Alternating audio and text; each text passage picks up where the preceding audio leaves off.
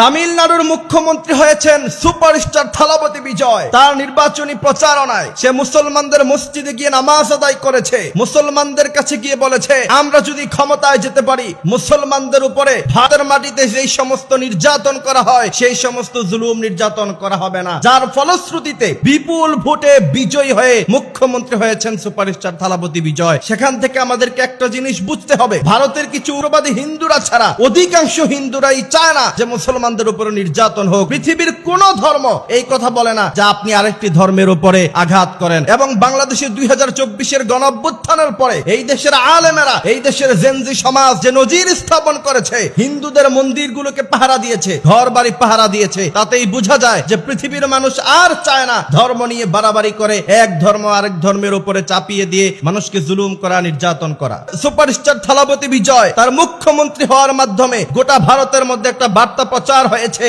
সে মুসলমানদের উপর নির্যাতন করবে না, সাম্প্রদায়িকতা বজায় রাখবে। এই কথা বলার পরে তার স্টেটের তামিলনাড়ুর সমস্ত হিন্দুরা তাকে ভোট দিয়েছে। তার মানে ভারতের হিন্দুরা চায় না যে মুসলমানদের উপর নির্যাতন হোক। সেই জায়গা থেকে বাংলাদেশের নেতা নেত্রীদেরকে শিক্ষা গ্রহণ করতে হবে, যেখানে ভারতে মুসলমানদের উপর নির্যাতন হবে না এই কথা বলার কারণে সে মন্ত্রী হয়, আর বাংলাদেশের মধ্যে 90% মুসলমানের দেশে মুসলমানদের সাথে বেইমানি করে বেশি দিন ক্ষমতায় থাকা যাবে না।